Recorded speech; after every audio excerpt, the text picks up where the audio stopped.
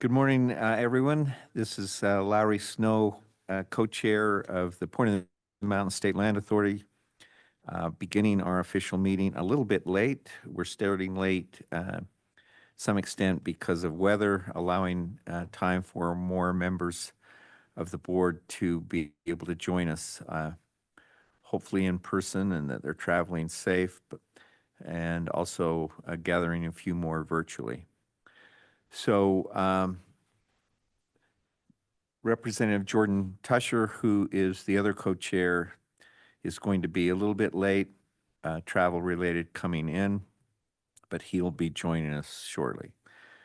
So with that, we're going to get underway, and for any item that requires a quorum, if we don't have a quorum at that point, we'll return to that item for action if necessary. During our last meeting, we announced the selection of Michael Ombre as our executive director of the State Land Authority. Michael is here on my left, and we congratulate him again and tell him that we're excited about his leadership moving us forward.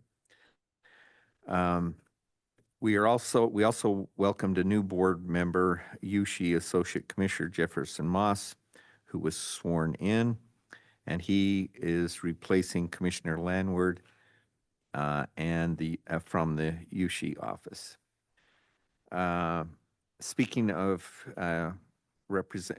Commissioner Landward, we would like to take a moment and to recognize Commissioner Jeff Landward. So Jeff is here. Jeff, would you mind joining us up here on the dais? We have a little something for you. Commissioner Landward, or Jeff, has been on the board almost from day one, I believe. Is that correct? How many years? No, not that long. Well, long enough. Yeah. Long enough. And has made an important contribution. One of the most important, I think, and unique aspects of the board's work is the intersection between what we're doing in terms of the project development, but also making sure that higher ed is included. And Jeff, you've been an important part of that. So we have a little something here recognizing you. It says this is a little desk plaque. In recognition of your dedicated service, Commissioner Jeffrey Landward, Point of the Mountain State Land Authority board member from 2023 to 2024. Still long enough, as I said. This sandstone was preserved from the state prison entrance in Draper, Utah. It is repurposed from the original walls of the Utah Territorial Penitentiary in Sugar House. So that's appropriate recognition. Thanks very much. Thank you. Thanks so much for Can this. we join with me?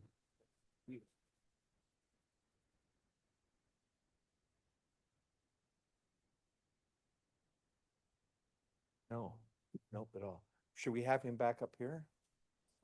Oh, down here? Okay. Wow. So join us, Andy.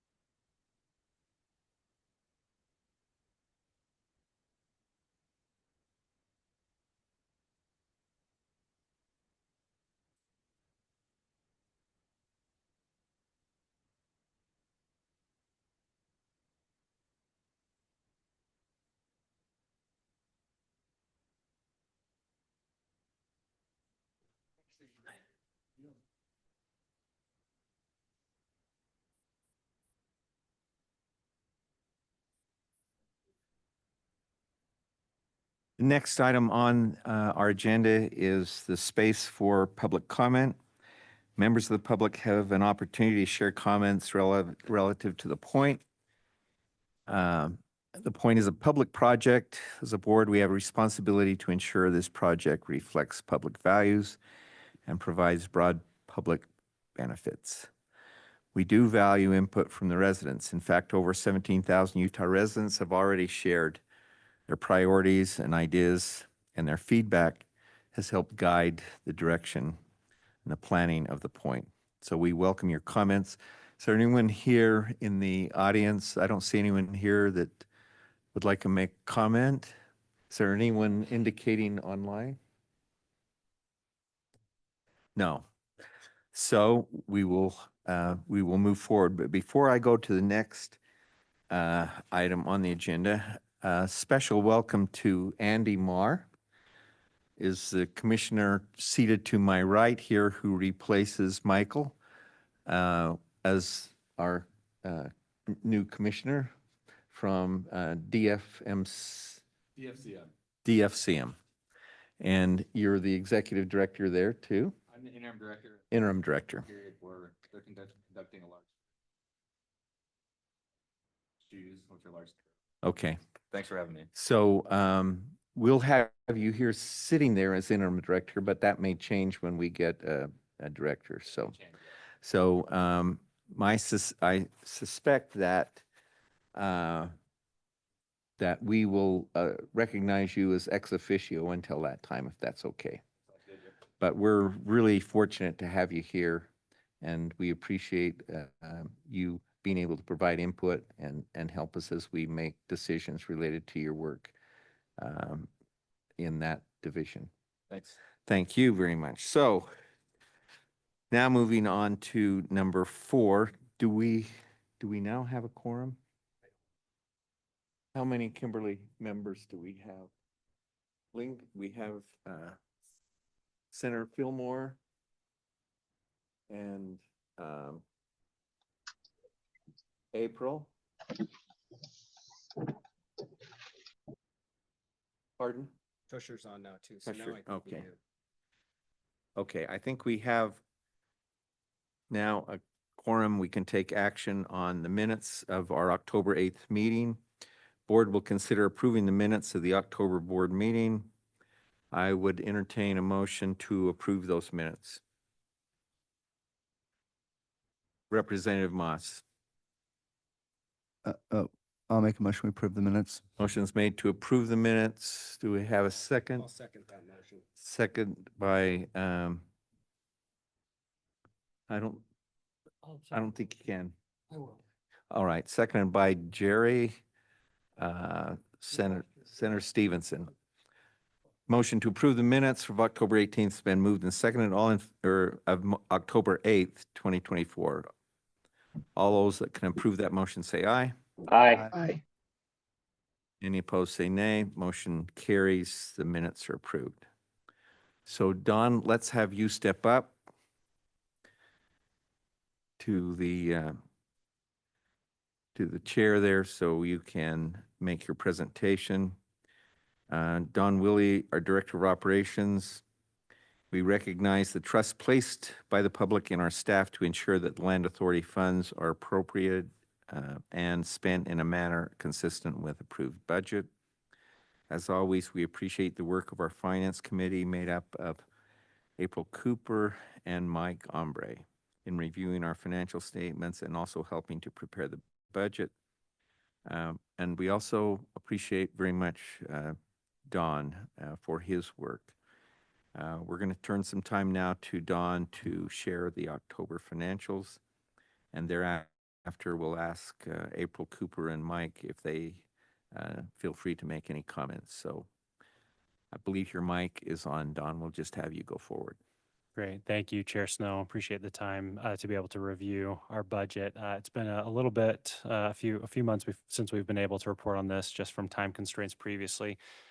And so again, since adopting our new budget, as a refresher, as we give these reports, we look at the burn rate primarily to see if we're on track and any justifications for not being on that track. At this point, we should have utilized, we should have 67% of our budget remaining. So we're 4 months into the fiscal year. And as you look down on the far right column, you can see that we are doing extremely well with our budget. We have been prudent with our expenditures. We do have a few lines where we have burned a little bit higher than normal. And those are primarily due to some unexpected expenses when we budgeted. However, will equal out over the course of the fiscal year. So we still are confident we'll come in easily under budget on these budget lines. I'll just point those out. The first is 6131 advertising and legal publications. That included a nationwide release when we announced the executive director position opening to conduct a nationwide search. And so we spend a significant portion of that budget to be able to promote that and get applications nationwide for consideration for that position. Again, we anticipate that that will equalize over the course of the fiscal year, so we're not concerned about that. The second one is just on data processing charges. This is through Department of Technology Services, and it's simply onboarding technology with Mike coming on board as well. So again, some early expenses that we incur, but those will equal out over the course of the fiscal year. Other than that, the budget's looking great, on track. Again, we're burning low in most of the categories, so we're confident as we move forward with our future expenditures. That I'll give it to the Finance Committee for any additional comments. Thank you, Don. April, I know that you were online. Any comments? Oh, you just walked in. Perfect timing. Before we go to you, April, Michael, any comments you'd like to make as a member of that committee? Okay. April, any comments from you? No comment.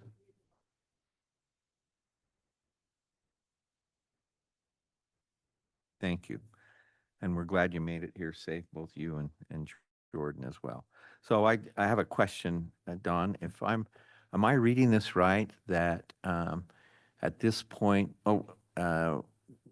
we have 67% remaining? Of course, that's our budget year, runs from July 1 to, okay, so that makes sense. Correct. I was thinking, man, if that's to the end of this year, we're doing extremely well. That would be wonderful, Okay. right? All right. Well, even so, it looks to me like we're doing extremely well. Thanks for keeping an eye on that. Absolutely. Thanks for your good work. Thank you. All right. With that, we'll go on to the next matter. Number 6, updated subcampus development review policy. Don, who is our Director of Operations.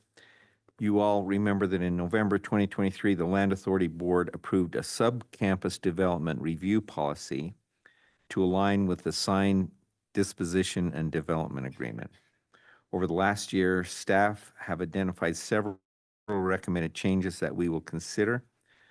We will recognize Don to review those proposed updates, and we encourage board discussion, and then we'll look at entertaining a motion with respect to those changes. So Don, we'll turn the time to you on this issue as well. Thank you, Chair Snow. We have some minor modifications here for consideration. As the chairman mentioned, over the last year, we've learned some lessons after signing our disposition and development agreement. And at the same time, simultaneously, the board approving a subcampus process have identified some areas where we can tighten things up and make the process a little more streamlined as we work with our development partner. So just as a recap of this process, the reason why we have this in place is we recognize that in addition to what occurs within phase 1, we will have other opportunities that are presented to us for development. And those opportunities run a wide range. We've already had several submittals that have come in to us, and some have moved forward, some have not, based on this process. But it allows us a process to be able to weigh our options and determine if it's something that would be a useful addition to the point and a best use of the land that we have stewardship over. In going through this process with both third-party submittals that would come outside of that relationship with the point partners, and then also working with the point partners directly, we recognize that the same process for both doesn't make sense. We work so closely with our development partners. We're in contact with them on a daily basis sometimes. And so those conversations, we didn't feel like necessarily warranted the four-step process that we had previously. What we're recommending is that four-step process in review and then moving on to studies, that remains the same for any third-party submittals that would come outside of the point partners. But when we're working directly on a submittal with the point partners, that we streamline this process. So we're essentially taking the 4 steps and collapsing it down to 2 steps. The review process, consideration, working with them, responding with any additional questions would be the second, and then coming to the board for consideration of that subcampus for approval. So again, just streamlining the process, being able to move quicker. We're not saying that we're exempting any of the information we're requiring. In fact, some areas we're asking for more information to be able to move the process quicker. But we have worked with the point partners and they are in agreement with this proposed outline here. Again, we're just simplifying the process here. So we're front loading with some of the studies, economic analysis. That moves up sooner in our request. So they would give it to us up front as opposed to just moving that down to step 3, which is what it would look like for a third party submittal. So again, now giving kind of bifurcating, giving 2 different processes, one that would be for a third party submittal, this adopting, and that would remain the same, this adopting a new streamlined process that just simplifies it for our relationship with the point partners. Thank you for that presentation. I'm going to ask board members, any questions about this proposed revision to the subcampus proposal review with our point partners in this case and potentially future partners, right? Questions on board? Okay, I've got a couple, but maybe this will generate some more. So I think what you're saying, just to review, this does not change our process with respect to a third party. And so someone that comes forward or an entity that comes forward with a proposal for a subcampus outside of the boundaries of currently of the point partners development, we would still go through the 4 steps. Is that correct? That's correct. And I'm guessing or believing that one of the reasons we're streamlining it is because some of the work, because of our relationship with the point partners and some of the intensive development review that we've already undertaken, there's no sense in duplicating some of that. Correct. Is that right? But in any event, both stages, if we reduce this to 2 phases, still requires board action on both. That's correct. It will require good work on behalf of staff, you and other members of the staff, to make sure that we have everything in place since we're shortening the process. And you're confident that Mike and your staff, that we can get that accomplished. Absolutely, yeah. On through this process and with TPP, so I'm very familiar. Okay. All right. Any other questions or comments? Can I make a comment?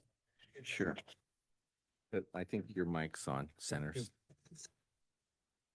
As we've worked through other agencies in the state of Utah with development and the things that have gone on there, we found that, first of all, to get things done quickly is important. We were able to eliminate, if we're able to eliminate some steps, it seems like we get these projects put together very quickly. And I don't think that makes a lot of difference whether we're looking at what we do at the port, or not the point, or what we do at the inland port. I think it's the same thing. We've got ports now strung around the state of Utah, but expediency is important because a lot of people have, they think that they can, that we plan things to death sometimes. rather than go to work and get them built. Probably the best example we have of getting things done quickly and working through the right process is, I believe it's MIDA. And you look at the project that's going on up west of Jordanelle right now. You look at all the development or all the processes going on west of Hill Air Force Base. And I believe expediency is absolutely important. Now, that certainly leaves room for mistakes, but the reason for some of these the organizations like this one being structured is so that we could get from point A to point B very quickly and not waste our time spinning our wheels, so to speak. So I think this is really important, and I believe it's a great process we need to move forward on as quick as possible. Thank you. Thank you, Senator, for that comment. Other comments or any questions for Don? Chair would entertain a motion. The motion would be to approve this new updated sub-campus development policy. I would move campus development policy that we have before us, just because it seems to make so much sense and it's going to get things done quickly. Thank you, Senator. Do I have a second of that motion? Thank you, April. It's been moved and seconded that we, as a board, approve the updated sub-campus development review policy. That policy is in your materials and has been presented to us today by Dawn. Any discussion on the motion? Not seeing any request to comment. I'll place that motion for a vote. All in favor of that motion, please say aye. Aye. Any opposed, say nay. Motion carries unanimously. Thank you very much. Moving on to the next item. Number 7. The board will now receive an update on the Innovation District. As background, central to the success of the overall vision of the point is the Innovation District, which is led by Associate U.S. USHE Commissioner Jefferson Moss and his team. And I would also add, as title representative, Jefferson Moss. We will hear a presentation now from Commissioner Moss on the progress of the Innovation District and the central hub of that district, the Convergence Hall. So we'll turn the time to you, Jefferson. I think your mic is on. And I was just going to say, we're going to have Tori provide that update. So Okay. thank you. So can you introduce Tori to us, please? I would be happy to. So Tori has been working with me for about 2 years and has been pretty much from the ground up been involved in a lot of the work that we're doing. She plays a very important role in coordinating efforts with TPP, has meetings regularly, as well as with our everything that we're doing on Convergence Hall. So she leads a lot of that effort. So she's really our project specialist, and maybe while they're still getting it ready. Great background. I actually had an opportunity to work with her at UVU, where she was one of our most amazing students. She was a presidential intern, foundation ambassador. I had to work with her in a number of different capacities. And after she graduated, I tracked her down and said, hey, I have this project I'd love your help on. And thankfully, she agreed somehow, and she's just been an incredible asset to the team. With that, I'll turn it over to Tori. Awesome. Thank you, everyone. Tori, welcome. Trying to share my screen, so just 1 second. Okay. You might, I don't know whether you can pull that mic a little bit closer or not. But Can you hear me? Does yeah, that work? that's better. Okay. Perfect. Well, thank you, Jeff, for that introduction, and appreciate the opportunity to present on the work that we've been doing at the Innovation District. And so we just kind of wanted to go over a recap of what the purpose of USHE and the involvement that we have for the Innovation District and what we are trying to achieve as the overall goal. And we really love this quote about creating a bottom-up horizontal innovation model that involves business, academic, and our civic institutions, government, and policy workers. So really creating an innovation district that brings all of those ideas and concepts together. And kind of from the beginning of this, Jeff really had an awesome opportunity to go around and visit a lot of innovation districts, and us as a team kind of over the past couple of years have been able to learn from the pros and cons of other successful and possibly unsuccessful innovation districts of what not to do. And so as we've kind of guided our team, these are the key pieces that we stay focused to, and specifically around proximity to industry clusters, helping create something that's vibrant and attractive, focusing on collaborative efforts. And that's a key part of all of this. Placemaking, making sure that we have effective funding mechanisms for new ideas and commercialization startups, and must be willing to invest in the innovation and growth of these ecosystems. So again, these are global visits that we've done to Singapore, Ireland, and a variety of ones. And most recently, we had the opportunity to go out to San Francisco and learned specifically around we need strategic space design. We have to have programming and community support for our companies to be able to have that sustainability long term. We need resource efficiency and focusing a lot on commercialization and startups. So commercialization, really pulling the technologies out of our universities that have good market compatibility and product market fit. And so just a couple more takeaways just from other innovation districts where we've learned is we really need to have these strategic partnerships. And that's something that as we are continuing to grow and working with our developers and otherwise, we're working on figuring out where and what companies need to be there and how do we help these companies be successful. So again, research integration, which we'll kind of talk about later on, of how we are really pulling the awesome research that's happening at our universities out into the market and to help them support with funding, with partnerships, with students, et cetera. And so how do we kind of transfer this knowledge and get those kind of collaborative efforts together of industry and education? And well as Jerry and Jeff had the opportunity to have a very deep dive immersive into Station F and France. And it's kind of the top tier model that we have seen kind of comparatively of what our goal is for. And so they have a really awesome setup of working with industry. They have a Google, they have Microsoft there where they provide a lot of the programming, and they've been able to kind of understand that model. So they were able to have a 2-day all in-depth opportunity to kind of understand how do they succeed in this model and how do they help their companies and how do they get these spaces to have just really significant programming to create partnerships in the space, but also outside of the space. And so part of that, which leads to is Convergence Hall, an update there. We have completed the architect interviews and have selected an architect, and which of FFKR and Gensler, and we're really excited to go with them. Even from our team last week, they had the opportunity to visit their offices in San Francisco, and they're like, yeah, we picked the right team that has the really innovative mindset that we're looking for when it comes to a building that realistically has never been built before. And so we've started off with our programming and workshops, as you can kind of see from the pictures, and continuing now with stakeholder engagements with all of those around the Utah ecosystem. So we just kind of wanted to show some of the current renderings. Also, these are, disclaimer, these are the current renderings, not the cemented renderings. And so this is what we're really looking for, of having this kind of building that feels humane, but also just so innovative and so collaborative, and working through all of that. Focusing on, we have a residential space. So there is going to be a student housing component of people and students that are looking to start companies, but will need that access to resource in this live, work, play environment.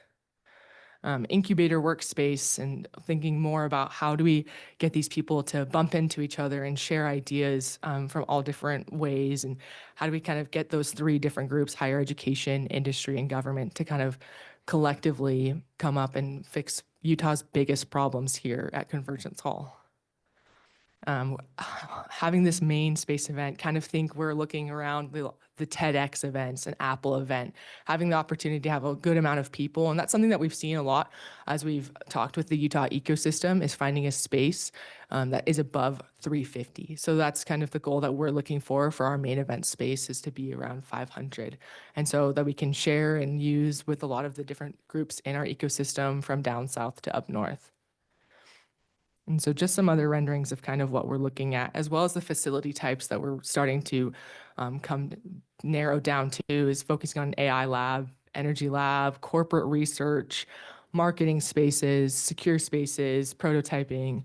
And so really these are kind of the facilities that we will have to be able to support the companies that are coming out of Convergence Hall, as well as those in the public. So again, kind of more of the space ideas that we're looking at is incubator and venture studios, having this co-working and accelerator space, lounge and networking, higher ed and corporate innovation. Again, kind of touching on the student housing will be a huge part of this that we're still figuring out and understanding kind of how does that work within the building. It's kind of a little bit of the programming building section that we're looking at. So kind of in these hive spaces, building off of the Utah Beehive, but just kind of having these little neighborhoods and workspaces, and how do you kind of get that combination and flow between the different types of the building. These are the partners that we've been working with specifically and have really successful relationships with, that want to engage fully within Convergence Hall, as well as within the ecosystem. And then more specifically, these are some of the partnership updates that we've been working on. As you can see, have a Station F MOU. They are out of France, working on with the Utah Stena Center, which is their FinTech center. They're helping spin out FinTech as well, just because Utah is such a hot place for the FinTech industry. And then working with the SBA and the SBDC for MOUs, and then working on Sandboxes, are a program that was started out of BYU that helps students, specifically was focusing on tech companies, but kind of they do some credits and were able to spin out companies. And now they've been able to go to other universities, and have seen a lot of students that have really been successful and starting these companies, because by the end of it, they have to have some sort of revenue after 3 or 4 months. And so it's been really unique to see. So we've been able to provide some funding for these programs to go to other schools and help other students. Just kind of wanted to let you know of where we are at in the process for specifically Convergence Hall.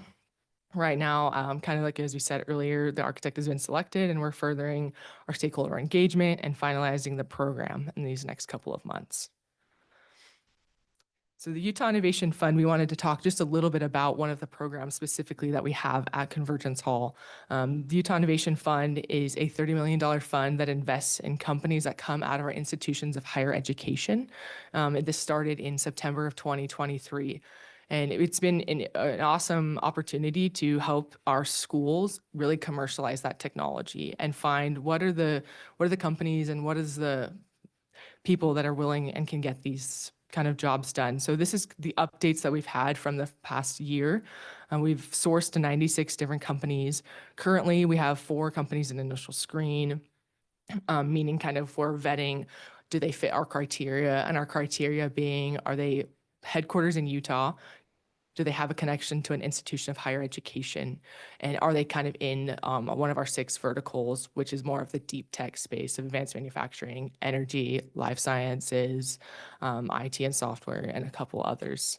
And currently have some investment memos. We've invested in 12 companies, and of the $30 million, we've made 2.75 investments into those companies, averaging check size from 50 to 250K. We currently have 30 analysts that we can talk a little bit later more about that program. But this is a program that we have specifically about analysts from all across the state. And so we have the opportunity to have this remote due diligence calls with these analysts, where they help from the initial and screen all the way until presenting the investment memo to our investment committee. And so we really have this opportunity to get students this hands-on experience. And because we are part of the system, we really can go, we have students from all the way from USU to Utah Tech, and really have that opportunity for them to learn, as well as we have bi-monthly calls with people, significant people in the industry to get them this experience. And we've really seen them. We've had many students go on to Goldman, Bain, and a couple other VC funds across the state. And so we've really loved that, as well as a need that we found is we have a graduate student, so PhD students that are a part of our schools that have had an interest of, so if I don't go into academia, what else is there? And so we've had a huge variety of them that have come and have want to learn more about venture capital and using that more technical experience into these different companies. And so they've been some of our best analysts that are willing to do it all the time and just dig and dig and dig. And so it's been really unique to find students that want that opportunity that didn't know that existed compared to before. Just a couple of events that we wanted to highlight throughout the system. There was a Kiln Founders and Funders retreat this past year, and it was really amazing to get those groups of, we brought some of our own portfolio companies and we're able to show them and to connect them with other founders for future follow-on funding. And that's kind of the whole purpose of the Utah Innovation Fund, is to pull those companies out of our institutions and then connect them to future rounds of funding. And so having the opportunity with our students and then with our portfolio companies has been incredible. We hosted a AI summit just 2 weeks ago about policy, workforce, and what are the innovations happening in the industry. And we had around 300 people come to that event, and it was amazing to have the governor also give a keynote for this event. And these are the different groups that we partnered with and shared, and we were excited to be able to have that event and hope for it to be a yearly summit and one day at Convergence Hall. This is an event that's actually happening this Thursday. We have our team presenting about the life science initiatives and resources that we have as a state that will be around the POINT project. And so we have a panel as well as a booth at this event to really show that what we are doing around the life sciences here. And so many of out here are on this panel. So we're excited to hear from them for this. Focusing kind of, as we talked about commercialization and about the companies that we're sharing, as a system, we are providing the opportunity to help our schools understand how do we get these companies to market prior to them spending a lot of resources and realizing that there was no market fit. And so as a back office for the state, because a lot of our schools, besides some that are larger, don't have many people, if they have half a person that is able to provide this opportunity for their people.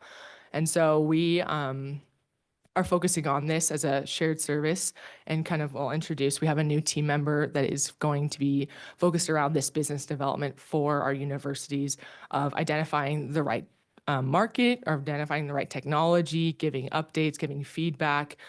We're going to be providing training for professors and students about commercializing technologies, as well as about venture capital, working on business development such as pitch decks, how to talk to investors, especially for our professors that lack that kind of experience. We have our student analyst program, our graduate analysts, connecting people in the industry, as well as providing investments and space. And so this was the new hire we're talking about. Angela Smith came from industry. She actually was an educator for a couple of years and then went to BYU Business School and went into venture. So the typical route you would do in life. And so she has a unique experience of programming, as well as understanding how the venture capital experience is and what companies need to be successful to get further private investments. And so her roles will be helping on more of the programmatic side of that business development, of the training, of working with the students, of helping with those research reports and such, and kind of supporting the entrepreneurship programming that will happen at Convergence Hall. And lastly is our Utah Policy Innovation Lab, working specifically in helping with the San Rafael Energy Research Consortium. And so as you know, this previously was not a state development, but is now under the state, and with our universities are able to work together to with experts in the field to focus on researching and pulling out cool technologies in energy systems, renewable energy, and environmental engineering. And so this is a consortium that we're helping with to really really focus on what is the state leaning into in energy wise and how can we continue to support cool technologies that are going to help with the infrastructure of our state. And thank you so much. Thank you very much, Tori. You have packed a lot into just a few minutes, which is pretty amazing, pretty spectacular. And I'm probably only speaking for myself, but this is such a huge, and the scope is beyond a lot of what I can comprehend. But do I understand it correct that the Convergence Hall is only one part of all that you're all doing with the innovation effort? And maybe you could comment on that, and Jefferson, and then explain to us how Convergence Hall relates to all of this grand plan that you are undertaking in the state. Is that a fair question? Yes. I think the biggest thing is Convergence Hall is a place, but what happens there and the activity that happens there is necessary and needs to start now and not once the building is built. But as we are really thinking about what we want to do and the purpose of that I think all of these different programs, the Utah Policy Innovation Lab, it's bringing together policymakers, researchers, and industry of how do we create effective policy that's providing for all the stakeholders involved. And so that's, again, Convergence Hall is convening those major three groups. Then we have the Utah Innovation Fund. Similar is how do we get these technologies from our universities and out into industry and connecting them to future private markets. Again, same concepts of education and industry collaborating together here at Convergence Hall. And so I think it really is what's the inside and what's the core of the building is what the things that we're working on now, as well as how do we develop this building? What does it need to be as we have these programs? What are the space needs now, but as well, what are the space needs going to be? How do we make this building flexible?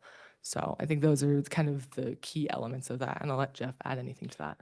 Yeah, just in terms of how does that tie into the rest of the development? Obviously, this is just a building, but the whole point is that you're really bringing a lot of things together. The startup state, the governor's startup state will be housed there. We've talked about Talent Ready Utah would love to have a physical location. All these things that a lot of our businesses, as we go out and talk to them, that's the type of thing that they're trying to connect into. How do I get in with a professor that I know has a certain technical expertise that we can work with on a project? Or how do I get a team of students to do this certain thing?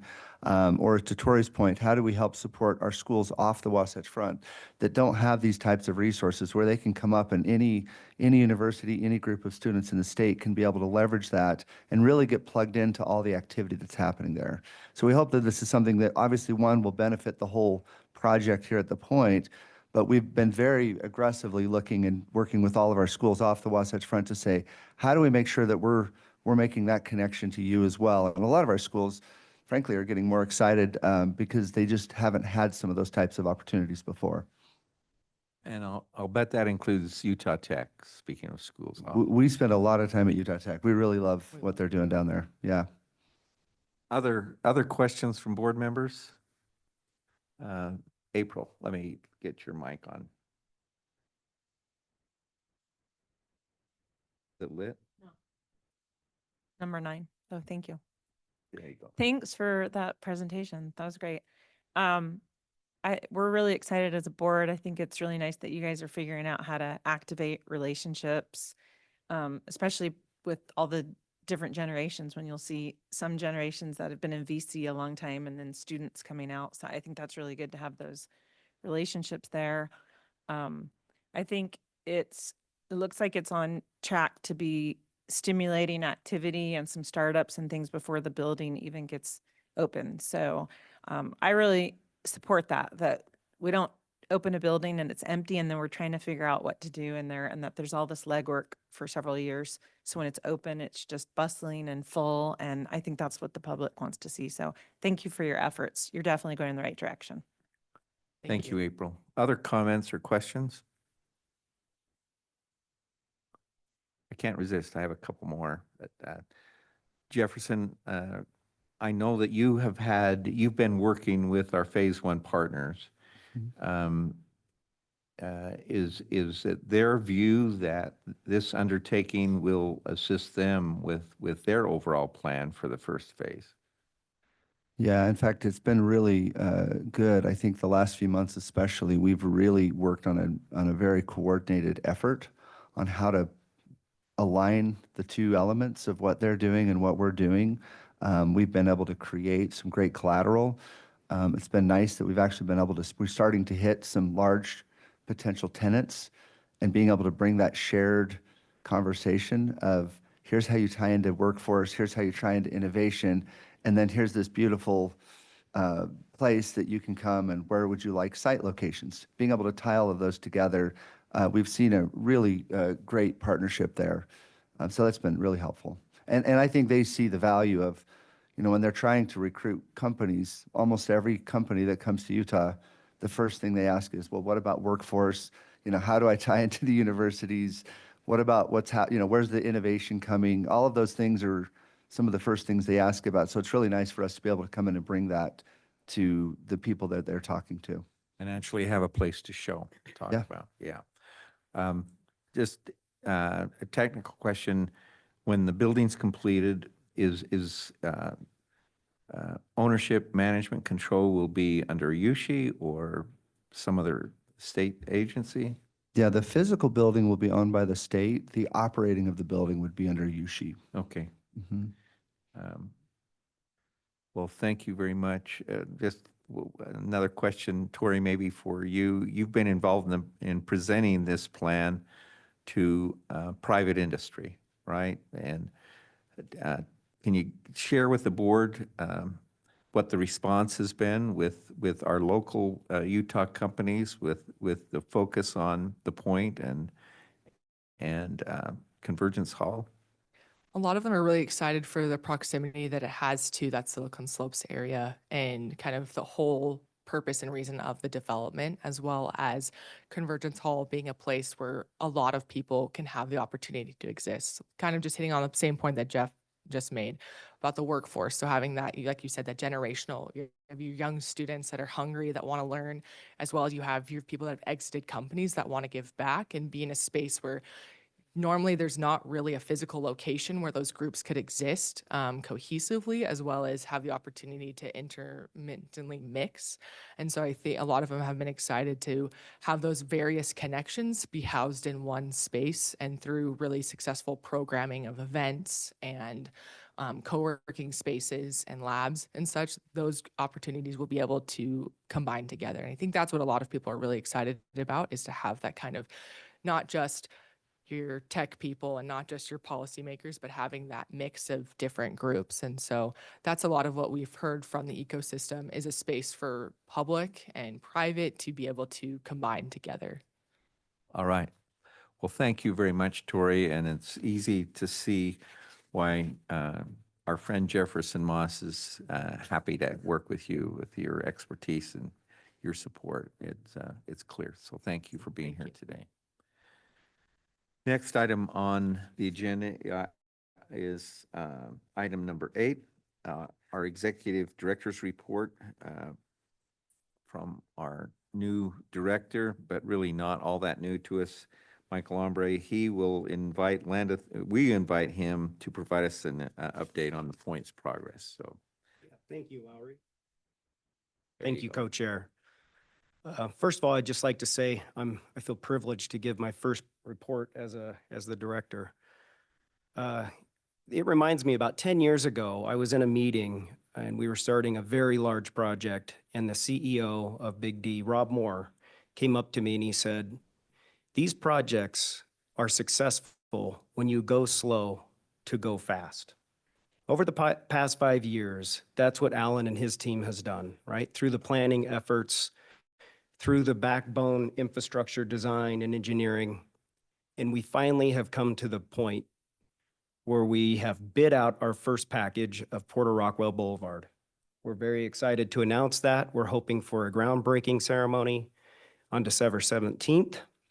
But it's just the first of many packages to come. So there'll be a lot more activity on the ground, and it's almost time to go fast. So with that, let me give you an update. As I mentioned, we bought out our first package, Porter Rockwell Boulevard. We have another large infrastructure package coming out middle of November, hopefully to bid before the first of the year. And then we have a few more bid packages after that, the water tank and the landscaping package. So there'll be a lot of activity on site. We've also partnered with our development team, and we've created a design review committee with our staff. We've reviewed the Promenade and their first building. Right now, it's technically called H5A. It's a high-density residential unit.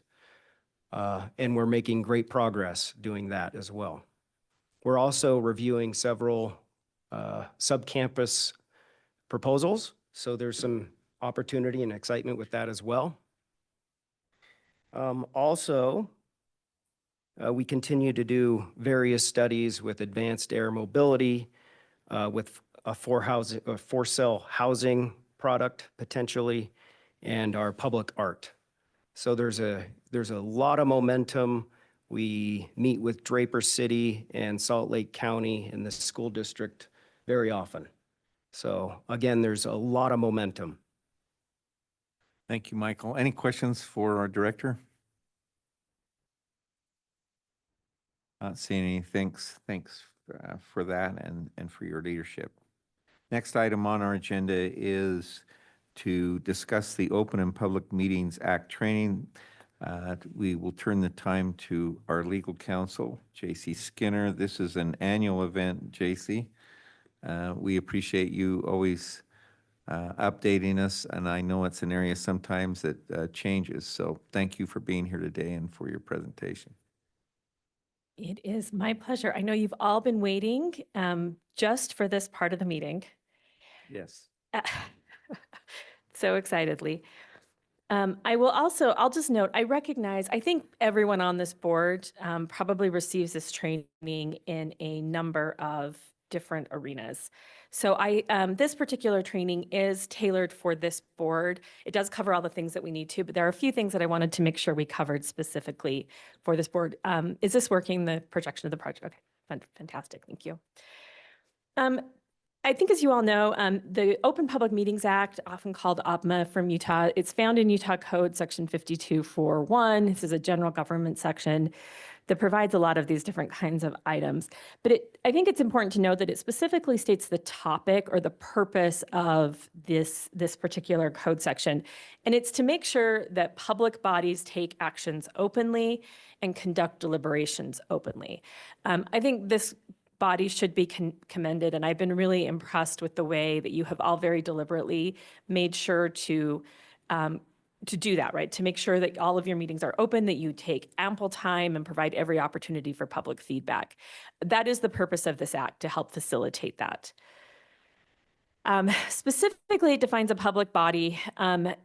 For this group, the thing that you need to know is you are a public body, but some of your subcommittees and other things are not. So a public body is an administrative, advisory, executive, or legislative body that is created by the Constitution, state statute, rule, ordinance, or resolution.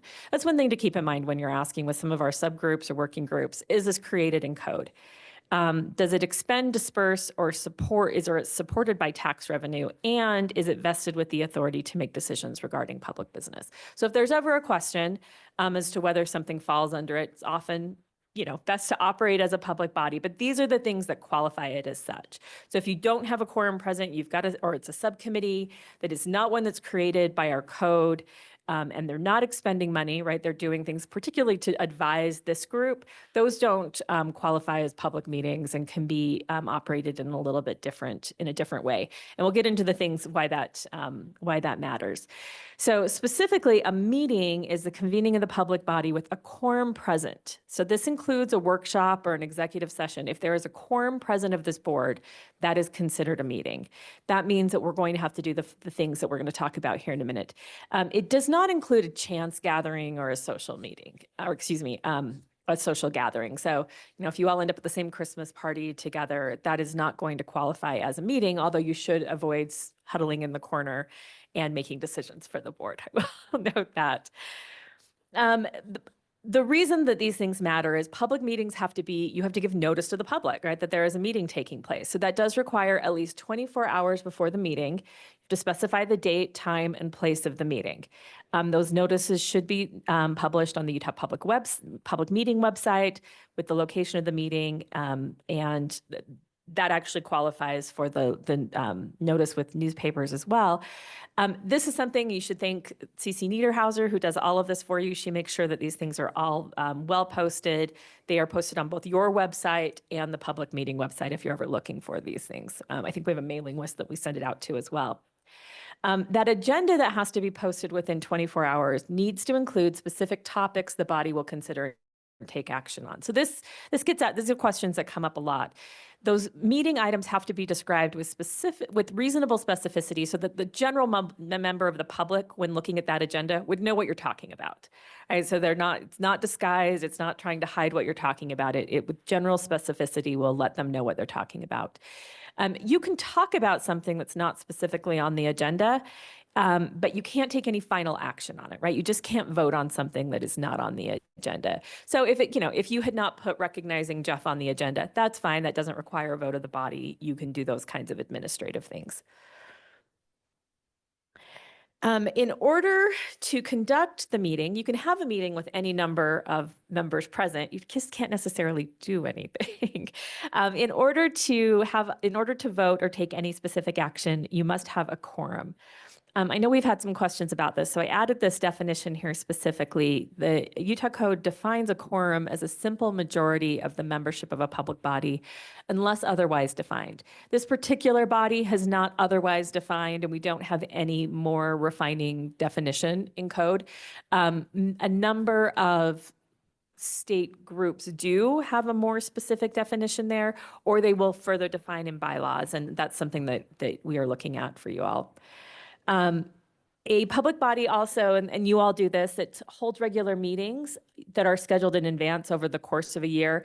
Once a year, you should provide a general schedule of when those meetings will be so people can plan accordingly. I know you do that for the board members as well so that you can plan to be there.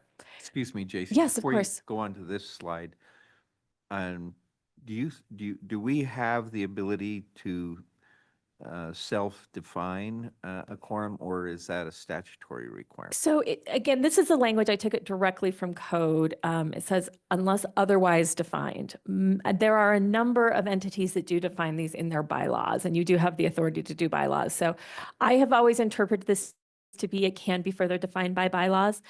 We also have the ability to work with our legislature if you wanted to define that further in code, if that was something that provided a little bit more certainty, is also something you can do. Thanks, Jason. Of course. And I should say, please interrupt me with questions at any point in time. Specific to closing a meeting, and this group is one that does that rather frequently. We have those closed meetings. The reasons and the opportunities to close a meeting are specifically defined in statute. It is important to note that those, when you have that closed meeting, that you stick to those topics for which you close the meeting. You must, and you all remember this, you always do a motion to close into that closed meeting, and you are required to provide the reason for which you are going into that closed meeting. That becomes important because there are a couple of topics, particularly things like personnel discussions, right? Where you're talking about the competency of an individual, their competency or health or character, that you don't record. So it's important that you stick very specifically to those topics. And the chair of your board is required to sign an affidavit saying, we only talked about this, and that's why it's not recorded. We'll talk a little bit about recordings here in a minute, but some of the reasons, the general reasons that people would close a meeting would be to talk about personnel, character, competence, health, pending or imminent litigation, so we can update you on things that may be happening. Procurement-related issues, specifically to make sure that you're protecting the ability of this body to remain competitive or to get the best, to make the best deal on behalf of the state. Trade secrets, particularly for this group that is defined as a public nonprofit. There's a specific provision for you to talk about trade secrets and things, again, that would impact your competitive advantages, specifically with procurements as well. Security, personnel devices, investigations of alleged criminal conduct. And then very specifically to Pomslet, there is a section in the code that talks about strategy sessions to discuss the purpose, exchange, lease of real property, including water rights or anything along those lines. You all may recall over the last couple of years, we have actually worked with the legislature to make a couple of small changes to this section, and these are in are italicized here, but we do specifically provide for you to be able to discuss proposed development agreements, project proposals for subcampuses or independent projects, or financing proposals related to the development of land owned by the state. Again, that was something that was contemplated that you all need, again, for those same reasons of protecting the competitive advantage or trade secrets or those kinds of things, to make sure that we are working in the way that will operate with the best return for the state. And then if those discussions would disclose the appraisal or estimated value of property or prevent the public body from completing the transaction in the best possible terms. Any questions about that? Okay. Specifically how to close a meeting, you can close a meeting with 2/3 of the vote of the quorum present. So again, you need to have a quorum present.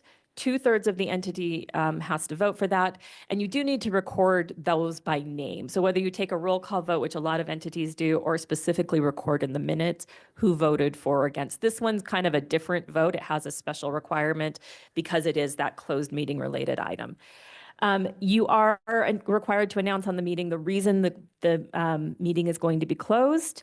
And then in the closed meeting, the only vote that you can take is to reopen the meeting. There can be no other official vote or action taken in that body or in that meeting. You must vote in an open meeting for anything that you discussed in the closed meeting if you're actually trying to approve something or ratify anything. Also should note, discussions from closed meetings should be kept confidential. Those are executive sessions. Those are under a confidentiality provision. And so just keep that in mind. What you discuss there should stay confidential. And then a recording of a closed meeting is made with those exceptions, with a couple of exceptions. A recording is typically kept private. It's not posted on your website like everything else is, but it could be ordered by a court to be turned over for some specific reason, or could be examined by the court, particularly if someone questions whether or not what you were discussing in that closed meeting was actually germane to why you closed the meeting. Or one of the more specific reasons you see it, if it's related to procurements and someone is challenging that procurement and there are questions about whether or not there were unlawful or unfair types of things that took place in that conversation. Those are some of the reasons the court could order to release that closed meeting recording. As you all note, and you approve these regularly, a public body must keep written minutes and a recording, both. Unless it's something that's on site. So if you were to go to take a tour of the prison, you aren't required to record that meeting, but you do have to have a recitation in minutes of it. Those minutes must be made available to the public within 30 days. The recording has to be available within 3 days. And then you must have to make those approved minutes available within 3 days after they're approved. I'll also note in relation to electronic meetings, Senator Stevenson, I think this is a change you made to the code. But as you all recall, through 2020, there suddenly became a real need across the state to hold closed meetings electronically. The code was changed to allow a number of public bodies to do that by passing a resolution allowing them to, or with specific reason. Interestingly, for the point specifically, you all have an exemption in code that allows you to hold a public meeting without passing a further resolution to hold that remotely. So you can and do that. In relation to that, I'll just note, most public bodies, and you all do this, will hold what we would call this as an anchor location where the public can come if they want to. They're not required to, but they can. Or you provide that link to the remote meeting where people can join and provide comment or listen to the meeting if they so desire. Finally, emergency meetings. I think we have done this maybe once or twice for this board. A public body may hold an emergency meeting and which is when you don't give 24 hours notice. Something comes up that you have to deal with immediately. If the unforeseen circumstances that require them, to come up, it just doesn't, it's urgent, it doesn't give you the time to notice it otherwise. In that instance, the board must make every effort possible to reach all of you, to get your approval to call that executive meeting, and then you have to provide public notice just as quickly as possible to the public to do that. But that can be done, again, within that 24-hour window. And then any action that you all take in violation of the Public Meetings Act. So if any of these rules are violated for whatever reason, actually can be voided by the court. There are provisions to come back and cure it. So you could come back and retake a vote with the quorum present, or with a recording, or in an open meeting, or something along those lines. I will just note it is a Class B misdemeanor to knowingly and intentionally violate a closed meeting provision of the Open Public Meeting Act. So just keep that in mind. There are errors that take place sometimes. In some bodies, some people don't, they forget to hit the record button, right? That wasn't intentional. There are ways to try to go back and cure that. But again, this knowing and intentional violation is what results in a potential criminal violation. And then I just wanted to touch very briefly on the Government Records Management Act. Grandma, as you all know it, you're all very familiar with this. Just to note that this board is, as a public body, subject to the Government Records Management Act. That means that the records of this entity are considered as a default public records. There are exceptions to that, but that's where it is. So just keep in mind, a record under this definition means a book record, letter, document, paper, map, plan, photograph, film, map, tape, recording, electronic data. Text messages is not specifically listed there, but that falls under the electronic data kind of areas.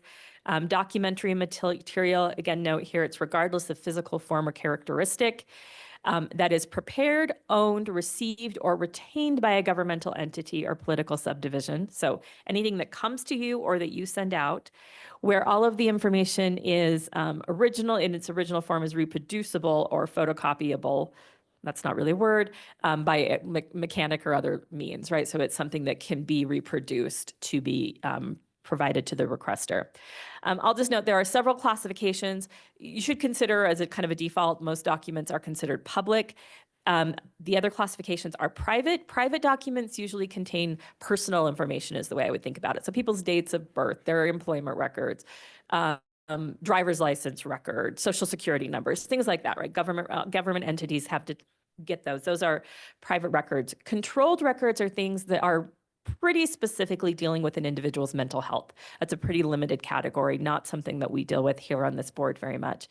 But protected records are something that you all deal with a lot. So protected records can be things like business confidential information, attorney-client privilege communications, well, as we've talked about, trade secret type information, right? These kinds of things along those lines. Drafts of documents until they're prepared and ready to be final can be considered protected documents.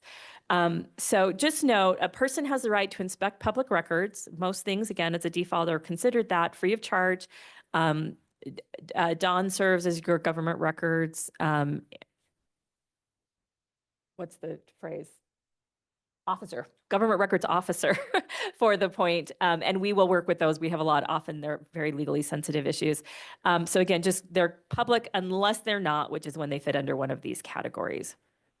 I will just note for this board, keep in mind, right, that does include your communications. It includes your emails whenever you're talking about point business.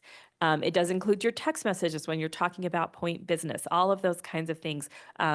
Voicemails can also fall into that category. So if you are talking about something that is sensitive or something that, may be a deal that we're working on confidentially, make sure that you're just careful with those communications and how you handle those. Also, just what makes something a record, it is the content, it's not the format. So again, it's a board communication on a private device or a private email account can still be considered a government record. So just something to keep in mind. Penalties for this, again, the legislature has determined some pretty serious penalties for violation of this. So again, a public employee or other person who has lawful access to any of these records and or improperly uses one of these records is again subject to a Class B misdemeanor. This can mean part of this, by the way, who improperly uses. We've seen this in a couple of different instances where someone has something that is protected or controlled for a specific reason, and knowing that releases it anyway, right, or shares that information anyway. It can also be knowing that you have that information, and when there's a request that comes for it, refusing to turn it over, or, you know, if we call you to say, do you have these documents, and not turning something over. So just keep that in mind. Public employee who intentionally refuses to release the record, again, is also guilty of a Class B misdemeanor. I know that's a really exciting end to that, but I do think it is important. In these entities, sometimes we become a little bit casual in the way we handle some of this information. We're working with a lot of other government partners. A lot of sensitive information goes back and forth. I will note we work very closely with our development partner and our other government partners to make sure that we classify things properly as they're going back and forth. We just want to make sure the board is aware of those dynamics as well. Are there any questions? Any questions from the board? Great presentation, great reminder. JC, I believe with respect to public record that, and maybe Senator Stevenson or co-chair would comment, apparently there is now an exception with respect to calendars, Cap?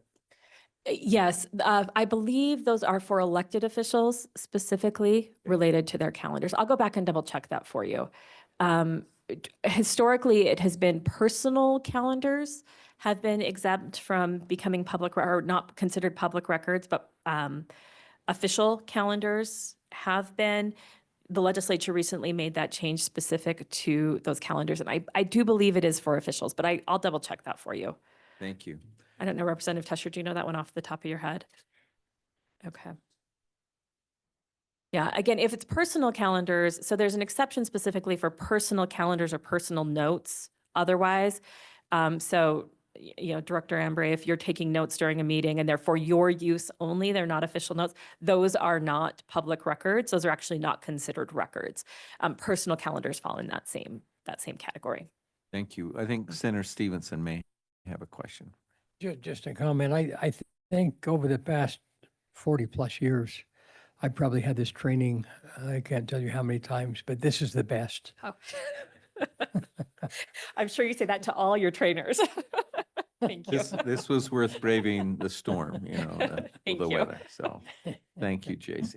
And thank you also for all of your good legal counsel and direction. We appreciate that. All right. If there's nothing else, that brings us to the last item on the agenda. The chair would entertain a final motion for the meeting today. Senator Stevenson. Motion to, what is it? What do we want to do next? We're going to adjourn. Adjourn, there we go. Motion to adjourn. Do I have a second? I'll second. Seconded by April. All in favor of that motion, say aye. Aye. Any opposed? The motion carries. We stand adjourned. Thank you all for being here and attending both in person and online. Hey, I just want you to know that when she said that she'd worked with Jefferson for 2 years, it will get better than that, I promise. I've worked with them a long time, and it's always getting better. Thank you. I just want you to know, Senator, that's part of the public record, so. That's okay.